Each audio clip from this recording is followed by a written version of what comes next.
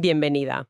Hoy nos vamos a sumergir en un texto que, bueno, dicen que es el más personal, el más visceral y, sinceramente, el más caótico del apóstol Pablo. La segunda a los Corintios. Exacto. Y para analizarla nos estamos basando en un comentario muy detallado de Hernández Díaz López. Un material de primera. A ver, es que esta carta no tiene nada que ver con otras suyas, ¿verdad? Para nada.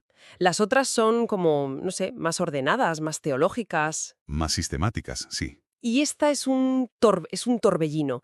La fuente la compara con un río africano, que me encantó la imagen, Ajá, es muy buena. que a ratos fluye tranquilo, pero de repente, ¡boom!, se despeña en una catarata de emoción, de defensa, de dolor. De todo. Nuestra misión hoy es entender por qué es tan intensa, o sea, qué estaba pasando ahí para provocar esto, y sobre todo, cuál es el mensaje que sobrevive. Exacto.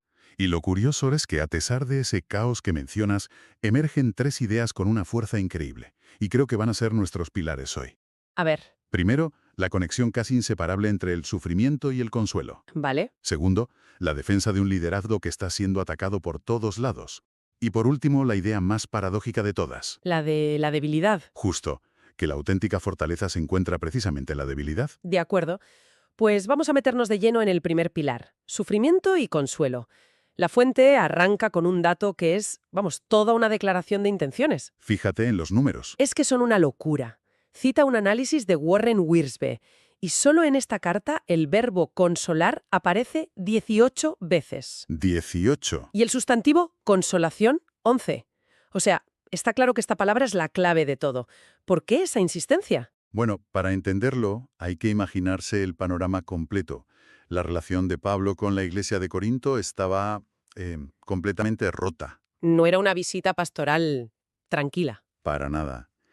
Él mismo habla de una visita dolorosa que les hizo antes, una visita que salió fatal y que solo aumentó la tensión. Vaya. Había facciones, conflictos. Corinto era una ciudad portuaria, cosmopolita, muy competitiva, y toda esa cultura se había metido de lleno en la comunidad. O sea que no escribe desde una posición de calma y autoridad, para nada. No, no. Escribe desde el ojo del huracán, totalmente. Está en medio del lío. Y lidiando con problemas muy concretos, muy dolorosos. Por un lado, un caso de incesto que había sacudido a la comunidad Cierto. y sobre el que ahora les pide que perdonen al ofensor. Y por otro, y esto es crucial, está defendiendo su propio ministerio. Lo están atacando sin piedad. Entiendo. Por tanto, el consuelo del que habla no es una palmadita en la espalda. Un todo irá bien. No es una idea abstracta. En absoluto. Es un consuelo que nace de una aflicción real, profunda y muy personal. Y aquí es donde la fuente introduce una idea que me parece potentísima. ¿Cuál? Dice que para Pablo el propósito del sufrimiento no es solo para uno mismo, para fortalecer el carácter, va mucho más allá. Ajá, El sufrimiento te capacita, casi como un entrenamiento, para poder consolar a otros. exacto.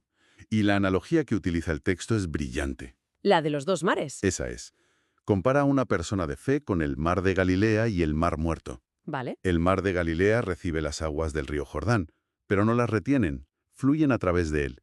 Y por eso a su alrededor hay vida, hay pesca, hay vegetación. Claro, distribuye, como el agua del Jordán. Mm, No es para quedárselo, sino para dejar que fluya hacia los demás. Precisamente, el consuelo recibido se convierte en una herramienta, en un ministerio.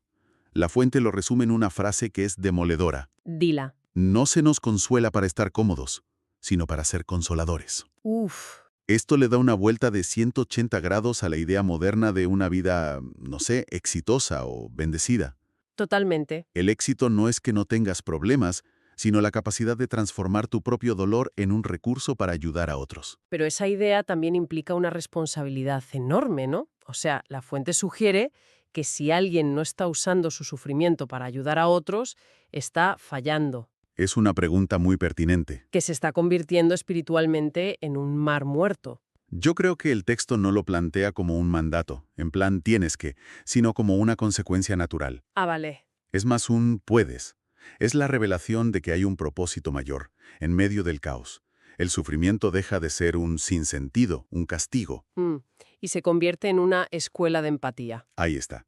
Y esa empatía te permite conectar con el dolor ajeno de una forma que alguien que no ha sufrido, pues simplemente no puede. Entendido. Y ese argumento lo va a necesitar porque, como decías, lo estaban atacando sin piedad. Muchísimo. Esto nos lleva de cabeza al segundo eje, la defensa de su ministerio.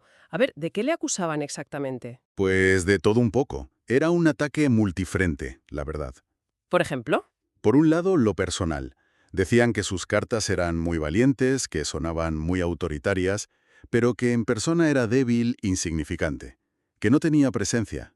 vaya, el equivalente al troll de Internet del siglo I. Sí, algo así. Básicamente que era un valiente por escrito. Qué fuerte.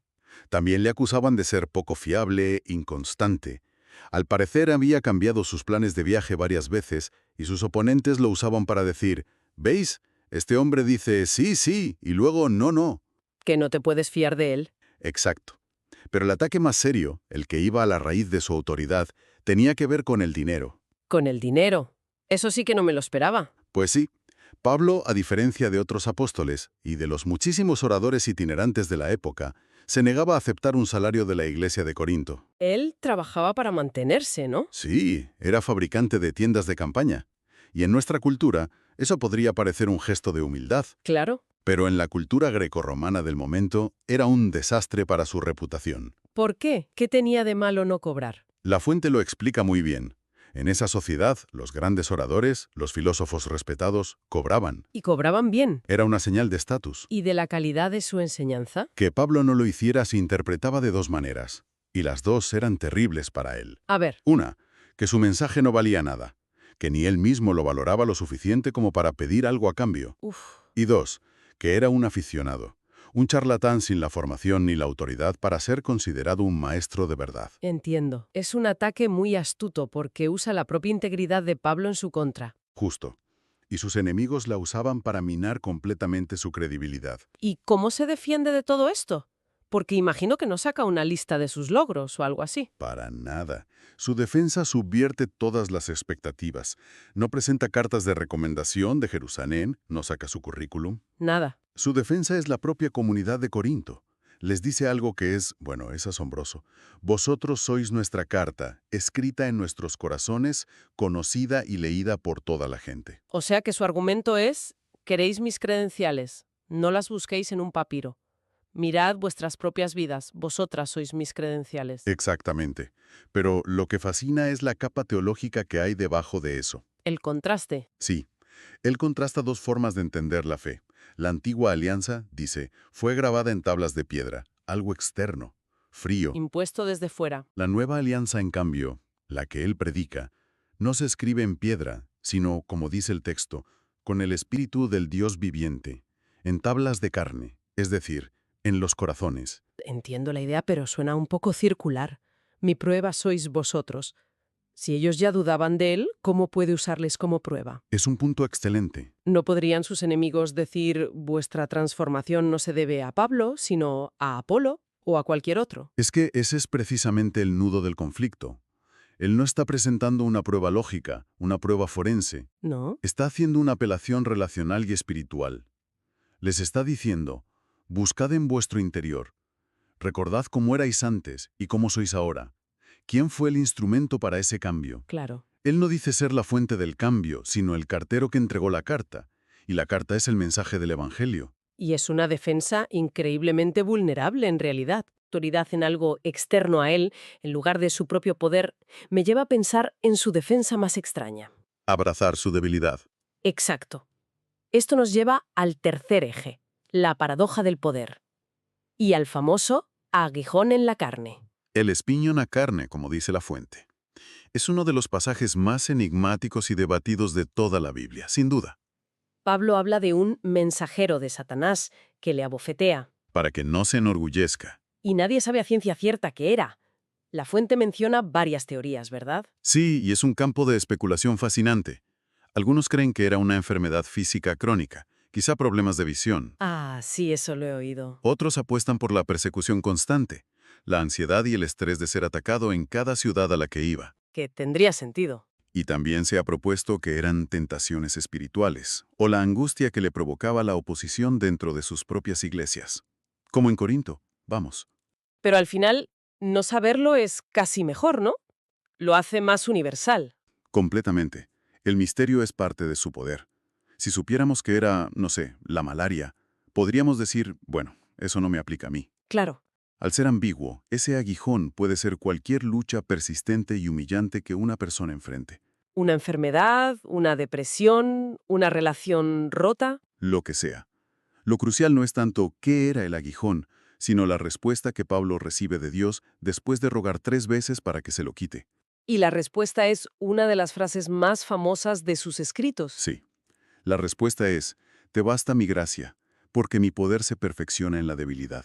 No le dice, aguanta, que ya pasará. No, ni te lo quitaré más adelante.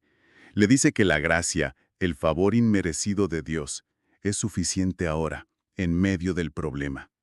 Y la segunda parte es la que lo cambia todo. El poder no se manifiesta a pesar de la debilidad, sino a través de ella. Esta es la gran paradoja. Y La Fuente lo ilustra con otra analogía que me pareció genial. La del coche. La del hombre que se compra un coche nuevo pero no sabe que tiene motor. Es fantástica, sí. El hombre se pasa la vida empujando el coche. Se hace experto en empujar, busca la mejor postura, Va a seminarios sobre técnicas avanzadas para empujar coches. se esfuerza hasta la extenuación, creyendo que todo depende de su fuerza.